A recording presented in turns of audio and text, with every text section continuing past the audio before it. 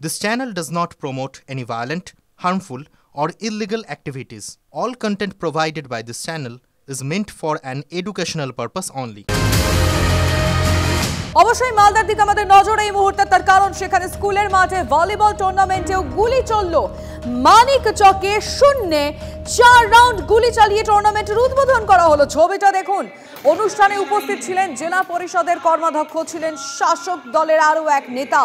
স্কুলের মাঠে কচি কাচাদের সামনে শূন্যে 4 রাউন্ড গুলি স্থানীয় ক্লাবের ছেলেদের।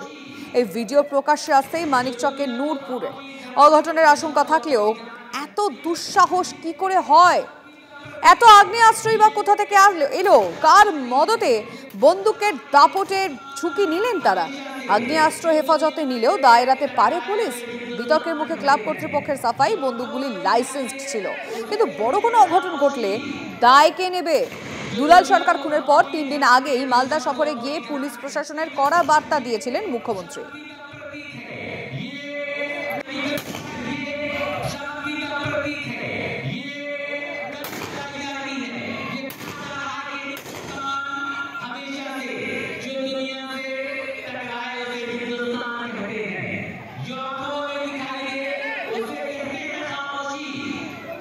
ছবিটা দেখালাম আপনাদেরকে, যা TV9 বাংলা এক্সক্লুসিভ ছবি।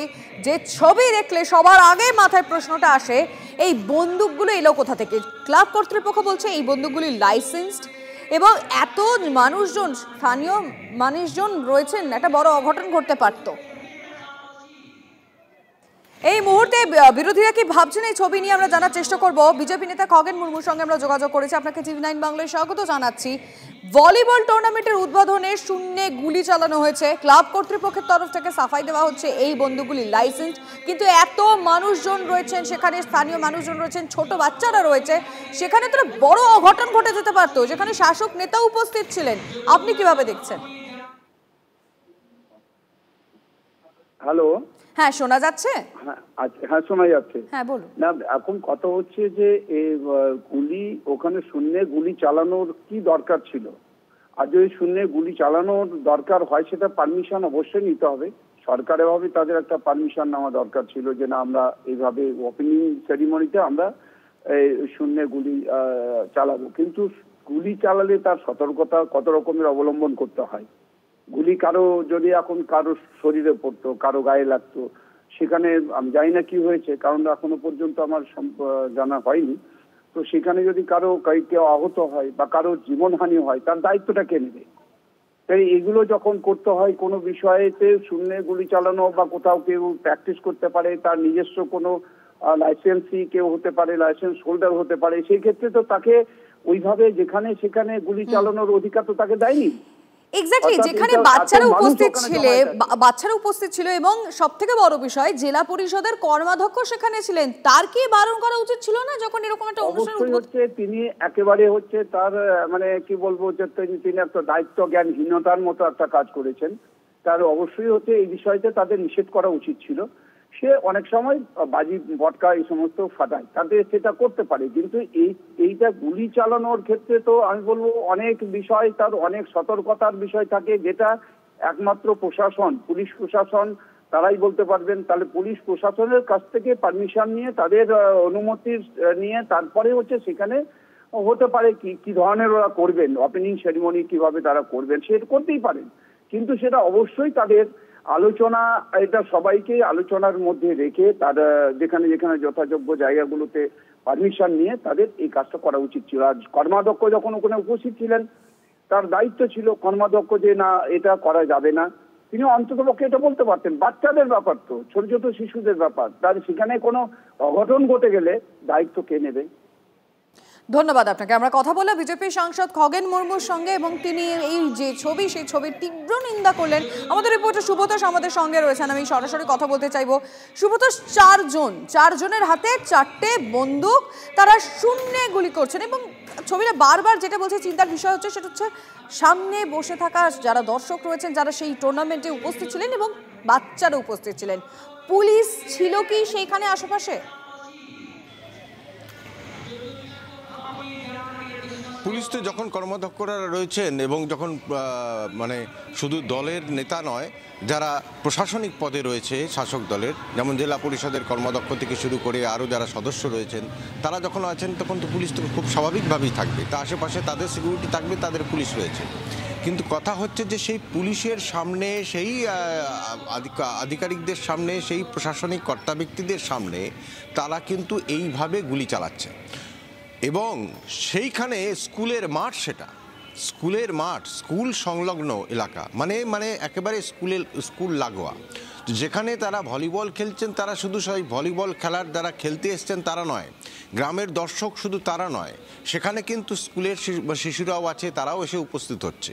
তো সেখানে যেখানে এত ভিড়, এত মানুষের ভিড়, তো সেটা খুব স্বাভাবিকভাবেই কিভাবে সেখানে এইভাবে গুলি চালানো হয়। গুলি আরও উদ্বোধন করার বহু পদ্ধতি রয়েছে। চিরাচরিতভাবে আমরা যা দেখে এসেছি, এইভাবে কখনো এটা হতে পারে না। চিরাচরিতভাবে আমরা কোনোদিন এরকম একটা ছবি দেখিনি যে স্কুলের মাঝে এরকম একটা শূন্য বন্দুক চালানো হচ্ছে। তুমি সঙ্গে থাকো, আমরা আমাদের দর্শকদেরকে আবারও সেই ছবিটা দেখাবো। টিভি 9 বাংলা এক্সক্লুসিভ সেই ছবিটা দেখুন, ভলিবল টুর্নামেন্ট যার উদ্বোধনে শূন্য গুলি চালানো হয়েছে। ছবিটা আরো একবার।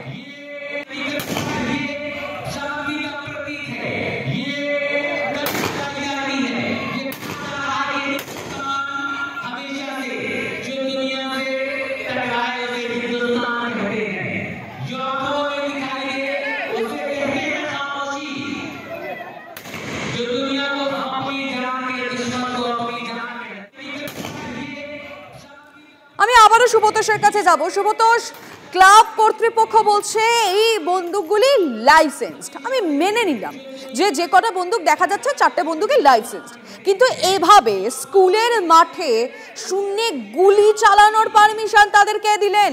ও সেই লাইসেন্সড বন্দুক বলে তারা কি যেখানে ইচ্ছে তাহলে গুলি চালাবেন? লাইসেন্সের পাওয়া অনেকেরই লাইসেন্স থাকে, বিশেষ করে সেই সমস্ত এলাকায় পুলিশ তাদেরকে লাইসেন্স দেয়। লাইসেন্স পাওয়ারও কিছু নিয়ম রয়েছে। সে আদৌ তার সে বন্দুক রাখতে পারে কিনা, পিস্তল রাখতে পারে কিনা, সেটা খতিয়ে দেখার পরে নানান রকম একটা কয়েকটা স্টেপের পরে তাকে লাইসেন্স নেওয়ার কারণ হচ্ছে কারণ না, এখনো পর্যন্ত ডিআই এর কোনো প্রতিক্রিয়া পাওয়া যায়নি। আমরা জেলা প্রশাসনের এক আধিকারিকের সঙ্গে কথা বলতে চেয়েছিলাম, কিন্তু তিনি এখনো এই বিষয়ে কথা বলেননি। তবে জেলা প্রশাসন সূত্রে আমাদের কাছে এটা খবর যে পুরো ঘটনার কিন্তু তদন্ত করা শুরু করে দেওয়া হয়েছে, এবং কেন গুলি চালানো হয়েছে, কারা তাদের মধ্যে রয়েছে, এবং সেই সমস্ত ক্লাব কর্তৃপক্ষ এই ধরনের কেন উদ্যোগ নিয়েছে, পুরো বিষয় কিন্তু জেলা প্রশাসনের তরফ থেকে, জেলা প্রশাসন বিশেষ করে জেলা শাসকের নির্দেশে সেই রকমভাবে কিন্তু ইতিমধ্যেই পুরো ঘটনার তদন্ত করা শুরু হয়ে গিয়েছে, এবং কারা কারা এদের সঙ্গে যুক্ত সেগুলো পুরো খতিয়ে দেখা হচ্ছে। এবং মানিকচকের যে ভিডিও রয়েছেন তাকেও নির্দেশ ইতিমধ্যেই দিয়ে দেওয়া হয়েছে যে তাকে পুরো রিপোর্ট পৌঁছে দিতে হবে, যে কি ঘটনাটা কি হয়েছিল এবং তারা কেন গুলি চালিয়েছিল, আদৌ অনুমতি ছিল কিনা। সার্বিকভাবে কিন্তু জেলা শাসক ইতিমধ্যেই ভিডিওর কাছে সেই রিপোর্ট চেয়েছেন। এটা আমরা জানিয়ে রাখলাম। কিন্তু কথা হচ্ছে এটা যে সেইখানে যারা বন্দুকের দিকে গুলি চালিয়েছিল, যে কথাটা তুমি বলছিলে যে লাইসেন্স পাওয়া, লাইসেন্স পেলেও কোনো মানুষ যখন আত্মরক্ষা, আমি আসবো তোমার কাছে সুব্রত। সেই মুহূর্তে আমরা টেলিফোন লাইনে যোগাযোগ করেছি কৃষ্ণেন্দু নারায়ণ চৌধুরীর সঙ্গে। আপনাকে টিভি 9 বাংলায় স্বাগত জানাচ্ছি। যে ছবি টিভি 9 বাংলা এক্সক্লুসিভলি দেখাচ্ছে, মালদায় ভলিবল টুর্নামেন্টের উদ্বোধনে 0-4 রাউন্ড গুলি চালানো হয়েছে, এবং যেখানে উপস্থিত ছিলেন জেলা পরিষদের কর্মাধ্যক্ষ, আরো এক শাসক নেতাও ছিলেন। আপনি কি বলবেন? পুলিশ পুরো ব্যাপারটা দেখছে, ডিটেক্ট করেছে, যা যা অ্যাকশন নেওয়ার সেটা নিবে, এটুকু আমি বলতে পারি। পুলিশ এখন সাইলেন্ট নাই।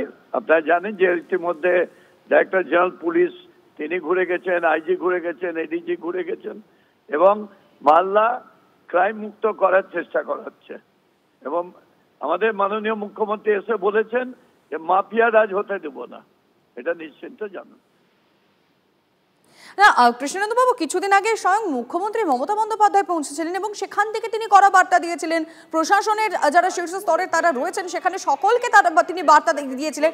সংবাদ মাধ্যমে সে বক্তব্য আমরা শুনেছিলাম। তারপরে কোথায় কি? আরে আপনাকে তো বললাম, মুখ্যমন্ত্রী বলেছেন অ্যাকশন হচ্ছে, 2টো মার্ডার হয়েছে, 2টো মার্ডারই ডিটেক্ট হয়েছে, আর্মস অ্যামুনিশন উদ্ধার হচ্ছে, সবই হচ্ছে। পুলিশ দেখছে, পুলিশ অ্যাকশন নেবে, এটুকু আমার বিশ্বাস। বেশ, অনেক ধন্যবাদ কৃষ্ণেন্দু নারায়ণ চৌধুরী। তার বিশ্বাস রয়েছে পুলিশ এর বিরুদ্ধে ব্যবস্থা নেবে। যেখানে পুলিশ উপস্থিত ছিল, কোথায় কি করছিলেন সেই পুলিশ সেখানে উপস্থিত থেকে, সেটা তো পরের বিষয়, অবশ্যই আমাদের সেটা নিয়ে আমরা আলোচনা করব। কিন্তু আমরা প্রাক্তন পুলিশ কর্তার সঙ্গে কথা বলেছিলাম এই বিষয়টা নিয়ে। এই ছবিটা সামনে আসার পর তিনি কি বলেছেন শুনব। যারা এটা করলো তারা দুষ্কৃতকারী না, তারা আইনটা ভাঙছে না, তাদের জন্য কি আলাদা আইন ভাঙার একটা কি নতুন আইন তৈরি করে নিয়েছে যে আমার দেশের যে আইনটা রয়েছে দেশ should maintain the rules and regulation.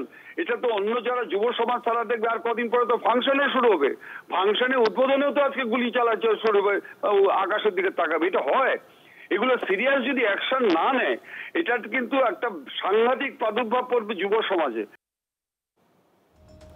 মালদায় একটার পর একটা ঘটনা ঘটছে, আর এবার শূন্যে গুলি চালানো হলো যেখানে শিশুরা উপস্থিত, যেখানে একটা ভলিবল একটা টুর্নামেন্ট, যেখানে পরিবেশটাই অন্য ছিল, সেখানে এরকম ভাবে উদ্বোধনী অনুষ্ঠানে গুলি চালাচ্ছেন।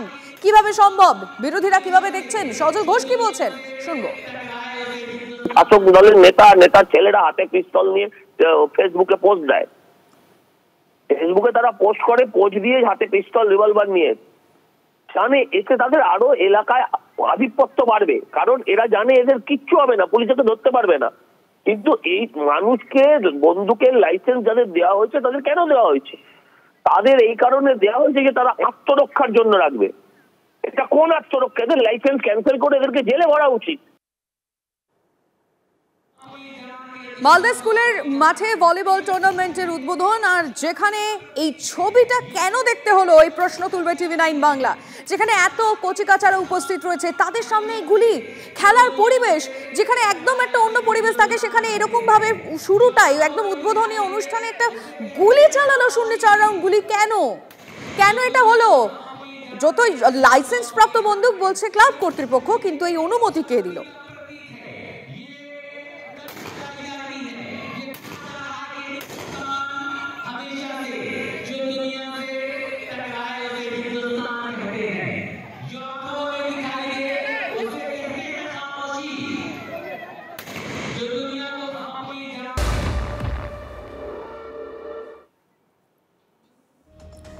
জোকা খুনের রহস্যে আরো ঘনীভূত হচ্ছে। এখনো পর্যন্ত অধরা জোকা খুনে অভিযুক্ত।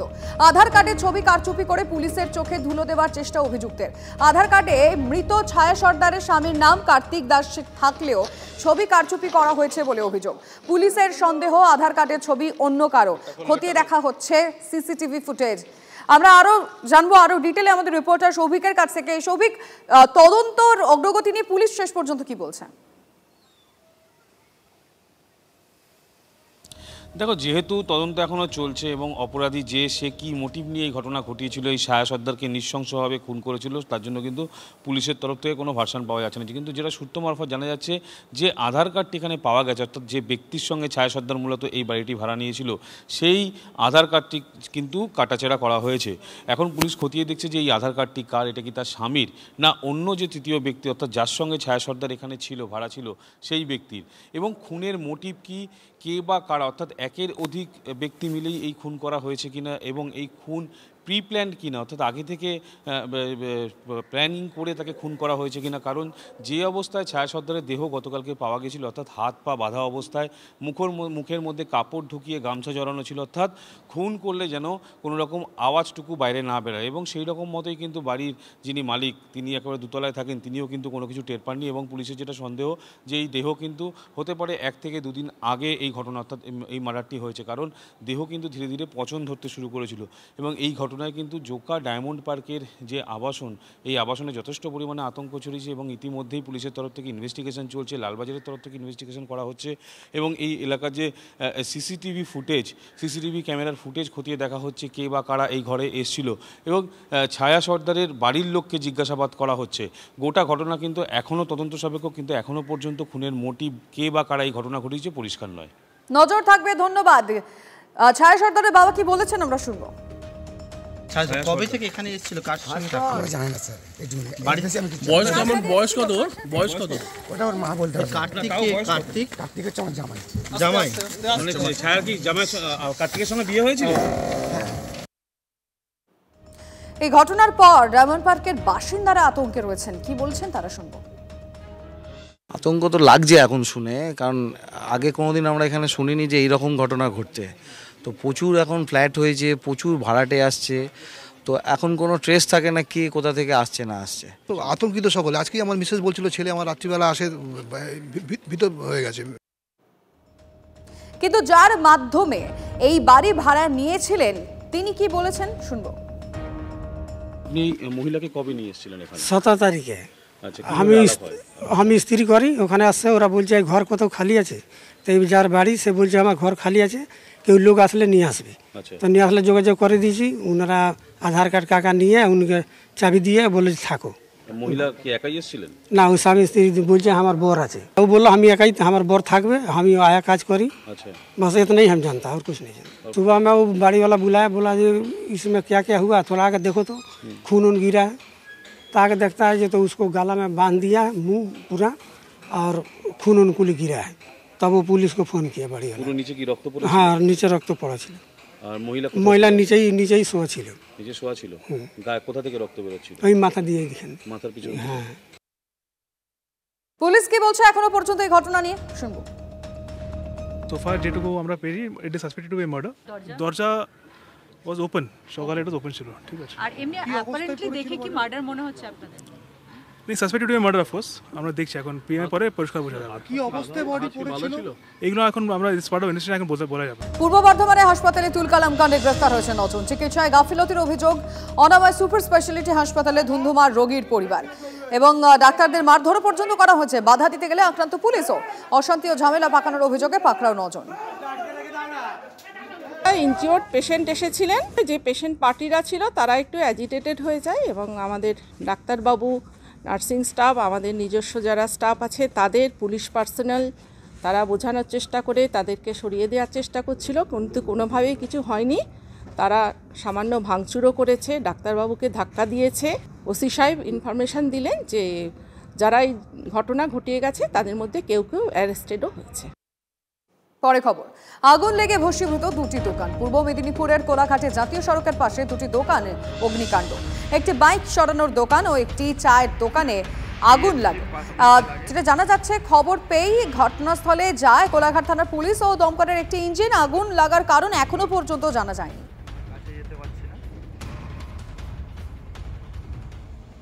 পশ্চিম মেদিনীপুরের দাসপুরের রোমিওদের দাদাগিরি। ফোন নম্বর না দেওয়ায় ক্ষমা চাইতে হলো 10ম শ্রেণীর ছাত্রীকে। বাধা দেওয়ায় ছাত্রী সহপাঠীকে চর থাপ্পড়। টিউশন থেকে ফেরার পথে ছাত্রীর রাস্তা আটকায় 3 যুবক। সোশ্যাল মিডিয়ায় সেই ভিডিও ভাইরাল হতেই শোরগোল। কাউকে জানানো যাবে না, লাগাতার হুমকি ছাত্রীকে। দেখাবো সেই ভাইরাল ভিডিও। নাম্বার চাইছিলাম আমরা,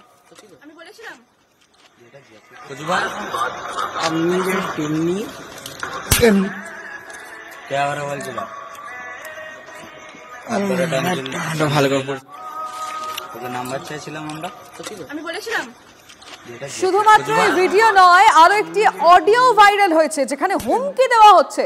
শুনুন একবার। কোন বাপ আছে তোর দিকে বা তোর গার্লফ্রেন্ডকে বাঁচাই নিয়ে চলে আসবি, ঠিক আছে? তোদের কোন বাপ আছে দেখে নেবো আমিও। থানায় যাবি না, কেস করবি বলছিলি, ওরে কেস করবি থানায়, তোর কটা বাপ আছে চলে যায়, যে ডেকে লিয়ায়। তোরা যেন আধা ঘন্টার পরে, ঠিক আছে, আমরা তোদেরকে যেন আমি 9:15 করে বা 9:10 করে যেন মাঠে দেখতে পাই, এসে আমাকে কল করবি, বুঝলি? বা অশোকের নাম্বার থাকলে অশোককে কল করবি। যে ছাত্রকে হুমকি দেওয়া হয়েছে কি বলছেন শুনবো, তার সঙ্গে তার সহপাঠীও কি বলছেন শুনবো। সেদিনে আমরা টিউশন থেকে আসছিলাম, তো রাস্তায় আমাদেরকে ধরেছিল, ধরে আমাকে বাধ্য করেছিল সরি বলার জন্য। আর সরি বলার পরে আমাকে পায়ে ধরে ক্ষমা চাইছে। কারা করছিল এটা? ওই 3টে ছেলে যারা ওই অনেককে, মানে ওই ছেলেটাকে মেরেছে, যারা মারধর করেছে তারাই হচ্ছে যে আমাদেরকে পায়ে ধরে। আগেও ডিস্টার্ব করতো? হ্যাঁ, সব মানে অনেক দিন ধরেই করতো। মারপিট করেছে, বাজে বাজে ভাষা বলেছে, টিটকারি কাটে, প্রচণ্ডই বাজে বাজে ভাষা বলতো আর বাজে বাজে ব্যবহার করতো। তারপর আমাকে নানাভাবে থ্রেট দেওয়া হয়েছিল, আমি যদি ঘরের লোককে এসে বলি আমাকে বাঁচতে দিবেনি, আমাকে মেরে দিবে। আর শ্মশানে তো আমাদেরকে ধরেছিল, তো শ্মশানেই আমাদেরকে মেরে পুঁতে দিবে, এইটাও বলেছিল আমাদের। মেয়েদেরকে টোন কাটে প্লাস গায়ে হাত দিতে যায়, নাম্বার চায়, সাইকেল ধরে। সেই মুহূর্তে আমরা সবাই 3টা ছেলে প্রতিবাদ করতে যাই, ফলে আমাকে চড় মারে। কে মারে? অশোক বলে। কোথায় বাড়ি জানো? বাড়ি গোপীনাথপুর। আর বিজয় তিনি মন্টু, মানে 3 জন ছেলে। 3 জন।